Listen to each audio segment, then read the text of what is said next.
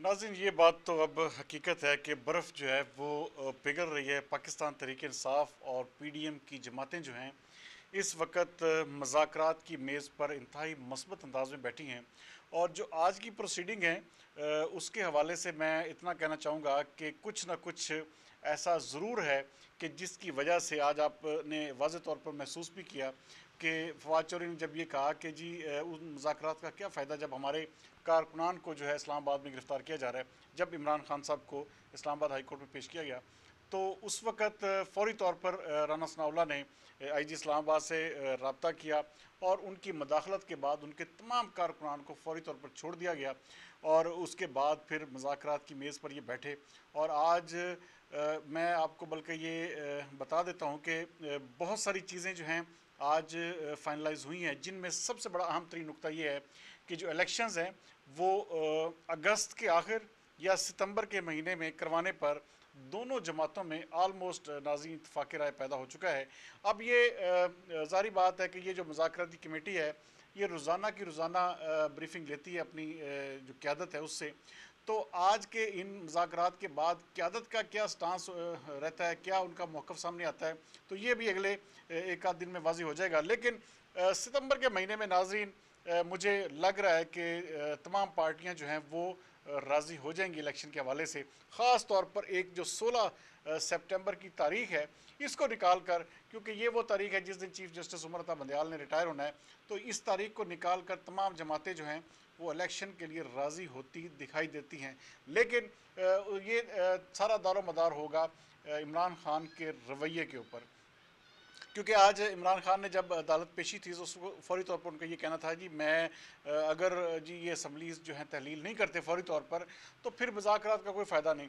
तो इस हवाले से हुकूमत जो है वो अपना फिर जो ठोस मौक़िफ़ है वो भी रखती है। वो कहती है कि किसी भी सूरत में हम ना बलूचिस्तान असम्बली ना ही सिंध असम्बली को प्रेशराइज़ कर सकते हैं कि वो वक़्त से पहले जो है वो तहलील करें। तो इसलिए नाज़रीन ये नुक्ता जो है आप निकाल दें, क्योंकि ये जो रोज़ाना की बुनियाद पर इनके मुज़ाकरात अब होंगे और मंगल तक का कहा जा रहा है कि मंगल तक हम किसी न किसी कंक्लूजन पर पहुंच जाएंगे। और उसके बाद फिर जो कायदीन हैं इनके पीडीएम जमातों के और इमरान खान, अगर इनकी मंजूरी हो जाती है तो नाज़रीन ये फिर आप तय कर लें कि आलमोस्ट जो सितंबर है सितंबर में इलेक्शंस हो जाएंगे। लेकिन नाज़रीन ये जो 90 दिन वाला मामला था ये तो आगे गुजर गया। अब आज देखें कि आज पूरी पाकिस्तान तहरीक इंसाफ बेचारी इंतज़ार कर रही थी कि आज दोबारा प्रोसीडिंग शुरू होगी और चीफ जस्टिस उमर अता बंदयाल जो हैं वो फ़ौरी तौर पर जो है वो कोई ना कोई एक्शन लेंगे और हुकूमती नुमाइंदगान को तलब करेंगे। लेकिन आज देखें आज उसकी समात का आगाज़ ही नहीं हुआ।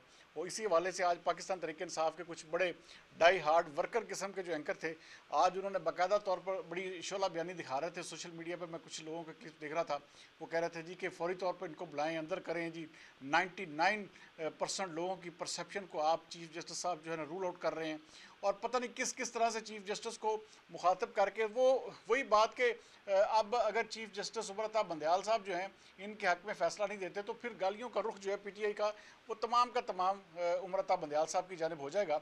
तो खैर उमर अता बंदयाल साहब की तो अपनी जो है वो इस वक्त मैं क्या बताऊँ नाज़रीन कि वो बिल्कुल बस हो चुकी है, क्योंकि इदारों की तरफ से उन्हें मुकम्मल तौर पर जवाब दे दिया गया है कि अगर आप ऑर्डर जारी करते हैं तो हम आपकी कोई मदद नहीं कर सकेंगे, क्योंकि आप इस वक्त बिल्कुल कमज़ोर पोजीशन में हैं। हाँ, अगर आप फुल कोर्ट इजलास बुला लेते हैं या फुल कोर्ट जो है वो इसके हवाले से कोई फ़ैसला देती है तो तब जाकर इस हवाले से सोचा जा सकता है। लेकिन अदरवाइज़ अगर आप तीनों जजेस ये कहें कि जी भाई हम इस फैसले को हर सूरत में मनवाएंगे, तो तमाम तर इदारों ने आलमोस्ट ना कर दिए। तो अब इज्जत इसी में है। उमर अता बंदयाल साहब को पता है कि अगर मैं एक फ़ैसला करूंगा, अगर वो फ़ैसला नहीं माना जाएगा तो सबसे ज़्यादा इंसल्ट और जो वकार दौ पर लगेगा तो वो चीफ जस्टिस उमर अता बंदयाल साहब का अपना लगेगा। और कोई शख्स नहीं होगा कि वो इस चीज़ के ऊपर जो है उनको क्रिटिसाइज़ कर सके। बहरहाल नाज़रीन इलेक्शंस जो हैं वो उस हवाले से बहरहाल बर्फ़ पिघली है और हर सूरत में इलेक्शंस तो सारी बात होने हैं। लेकिन इसका तरीक़ाकार नाज़रीन और भी देखें, अभी पाकिस्तान तहरीक इंसाफ के लोग ये भी चाह रहे हैं कि किसी तरह से उन्हें असम्बलीज़ में वापस लिया जाए और फिर कौमी असम्बली में इस हवाले से एक जो करारदाद है या एक आइनी जो है एक जो पटिशन है आइनी तौर पर इसको जो है ना इसमें अमेंडमेंट की जाए कि हर सूरत में इलेक्शंस जो हैं वो फिर उस डेट को हो सके जिस पर ये तमाम पार्टीज़ का कंसेंसस डेवलप होता है। तो इस हवाले से उन्हें वो आइनी तरमीम करनी पड़ेंगी और इसके लिए भी वो हर सूरत में चाहते हैं कि उन्हें वापस कौमी असम्बली में वापसी का रास्ता जो है वो दिया जाए। तो नाज़रीन, अभी बहुत कुछ जो है वो होना बाकी है, लेकिन ये क्योंकि ऐसा चीज़ नहीं है कि ये इसको आप प्लेट में रख कर आप दे देंगे या कोई बाहर पार्टियां बैठेंगी तो आपस में तय कर लेंगे। ये एक ज़रूर अमर है कि चीफ जस्टिस ने इस हवाले से वाज़ेह तौर पर कहा हुआ है और इसी वजह से वो आज खामोश भी रहे। और अगला हफ्ता आप देखें कि जो आज नाज़रीन काज लिस्ट जारी हुई है उसमें इलेक्शन कमीशन ऑफ पाकिस्तान के हवाले से या पंजाब के इलेक्शन के हवाले से कोई भी ऐसा अगले हफ्ते के केसेस जो ये तीनों जज साहबान सुनेंगे तो उसमें उस केस का जिक्र नहीं है। इसका मतलब है कि अगले हफ्ते भी इसकी समाअत नहीं होगी, क्योंकि मंगल बुध जुमेरात तक ये तकरीबन जो पार्टीज़ हैं ये अपने मुज़ाकरात कंक्लूड कर रही होंगी और उसके बाद फिर ये इंतज़ार कर रही होंगी कि अपनी कायदीन की जानब से क्या जवाब आता है। तो अगला हफ्ता आप भूल जाएँ, तो अगला हफ्ता भी नाज़रीन गुजर जाता है तो फिर इसका मतलब ये है कि तकरीबन 10 तारीख के करीब, अब 10 तारीख के बाद 14 तारीख में सिर्फ 4 दिन बाकी बचते हैं। तो 4 दिन में कैसे ये इलेक्शंस जो हैं वो सुप्रीम कोर्ट करवाएगी या इलेक्शन कमीशन ऑफ पाकिस्तान के लिए कैसे मुमकिन होगा या तमाम तर जमातों के लिए क्या फिर इतना टाइम होगा कि वो अपनी कैंपेन कर सकें, या तो फिर ये 14 मई वाली सूरत हाल के ऊपर तो आप फुल टाइम क्रॉस लगा दें कि ये बिल्कुल ख़त्म हो चुका है। तो रहा सवाल अब इस चीज़ का कि जो 8 अक्टूबर की, क्योंकि अब देखें सबसे बड़ा मसला ये है कि इस वक्त केपी के इलेक्शन जो है पंजाब के हवाले से तो इन्होंने टेकअप कर लिया फैसला, लेकिन केपी के असम्बलीज़ के हवाले से जो गवर्नर ने तारीख दी है और इलेक्शन कमीशन ऑफ पाकिस्तान ने वो 8 अक्टूबर है। तो अब उससे पहले तो मुमकिन नहीं है कि आप केपी के इलेक्शन करवा सकें। तो हर सूरत में ये कोशिश यही करेगा हुक्मरान इत्तेहाद के अगस्त तक हर सूरत में इन असम्बलीज़ को लेकर चला जाए और उसके बाद अगस्त में इन असम्बलीज़ को डिज़ोल्व करें और उसके बाद 8 अक्टूबर को पूरे मुल्क में इलेक्शन करवा दें। लेकिन अगर ये सितंबर की किसी तारीख के ऊपर तमाम जमातों का मुतफिका तौर पर कोई फ़ैसला हो जाता है तो मेरे ख्याल में नाज़रीन ये भी इमरान खान साहब की बहुत बड़ी जीत होगी और इमरान खान को इस वक्त लचक दिखाने की ज़रूरत है। अगर इमरान खान लचक नहीं दिखाते तो वो लूज़र होंगे, क्योंकि उन्होंने पहले पंजाब केपी की असम्बली तोड़ी, उसके बाद अपनी जो कौमी असम्बली से इस्तीफ़ों का फ़ैसला किया, तो उनके सियासी ब्लंडर्स की तादाद बहुत बढ़ चुकी है। आज देखें कि कितना बड़ा मज़ा का खेज़ एक परवेज़ इलाही साहब बात कर रहे थे कि जी अब हम जा रहे हैं जी कि हमारी पंजाब और केपी की असम्बलीज़ को बहाल के, भाई आपने खुद तोड़ी, अब आप खुद ही जा रहे हैं। तो इसलिए लीडर जो होता है, जो सियासतदान होता है, उसकी हर चीज़ में, हर बात में वज़न होता है और जो भी वो फैसला करता है वो इस तरह सोच के नहीं करता कि उसके ऊपर कोई नुकसान हो जाए। तो जिस तरह इस वक्त पाकिस्तान तहरीक-ए-इंसाफ को जितनी सुबकी और जितनी शर्मिंदगी और जितना बैक फुट पर जाना पड़ रहा है, तो उसकी वजह सिर्फ और सिर्फ इनके अपने गलत फैसले हैं नाज़रीन।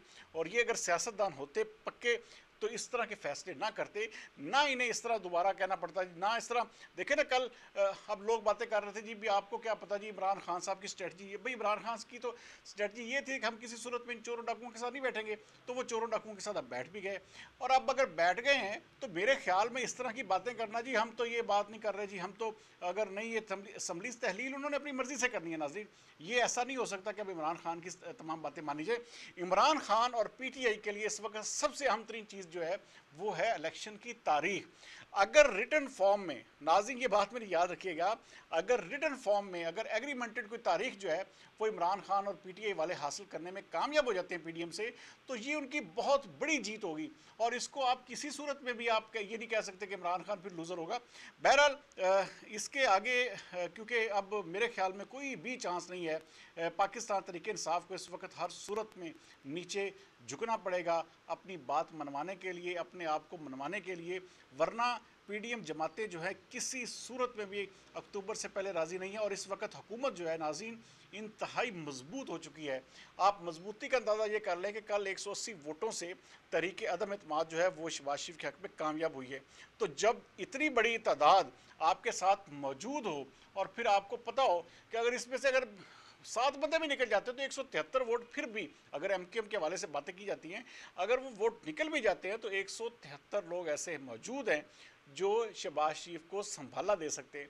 तो इसलिए बहुत डिफ़िकल्टीज़ हैं पीटीआई के लिए। पीटीआई को अपने कदम जो हैं बड़े फूंक कर रखना पड़ेंगे, अपनी जो चालें हैं बड़ी संभल के चलनी पड़ेंगी। तो ये बिल्कुल भी पॉसिबल नहीं है कि आप पकड़ भी करें और अपने फैसले बनवाएं। इस वक्त तरीकाकार सिर्फ यही होना चाहिए पाकिस्तान तरीके इंसाफ का कि किसी ना किसी तरह से इलेक्शन डेट हासिल करे और फिर उसके बाद फिर इलेक्शन की तैयारियों में लग जाए। तो बहरहाल नाज़रीन, सितंबर में इलेक्शन होते मुझे अब चूँकि इस हवाले से काफ़ी ज़्यादा हलकों ने मुझे इस हवाले से क्लियर किया है कि अगर पाकिस्तान तरीके इंसाफ ने पॉजिटिविटी का सिलसिला बरकरार रखा और हुकूमत के साथ इसी तरह बैठे रहे मुस्बत अंदाज में, तो फिर मेरे ख्याल में जो सितंबर है उसकी किसी भी तारीख पर इन तमाम जमातों का जो इत्तेहाद है किस्म का, वो इनका एग्रीमेंट होने जा रहा है। और हो सकता है कि फिर सितंबर वो महीना बन जाए सितंबर कि उसमें तमाम मुल्क में एक ही रोज़ में इलेक्शन हो।